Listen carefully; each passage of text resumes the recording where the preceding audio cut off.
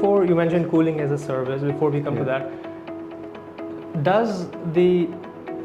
is it just the trend or the emphasis or the political environment that is focused on sustainability and climate change, or is there a commercial sense as well in going after energy as one of the costs?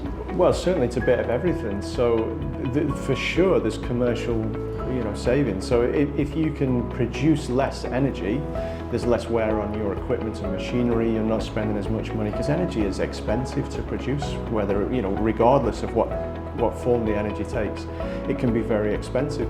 But then there's also I guess the sustainability and the environment side of things. That of course, as you use less resources, it's nicer on the planet, and we get to reduce climate change and potential global warming or even global cooling effects. Yeah, because sustainability and efficiency, they like cross paths, they go together and then they cross paths, and then at a certain point you would find that it is expensive to be sustainable, and then you are making an informed choice, incurring more costs to make sustainable choices.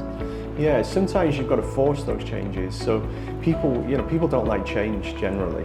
Of course, they're early adopters, but generally you kind of have to force things through. So it's normally incumbent upon the authorities or legislation to try and force people to become more efficient. But then what people find is it actually makes a lot of sense to do so.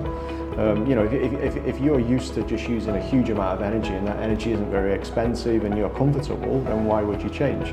So then legislation pushes you to change, but you then find that actually you're using less equipment. There's less need for you to have huge chillers and all that kind of stuff. So it makes a lot of sense actually to move with the times.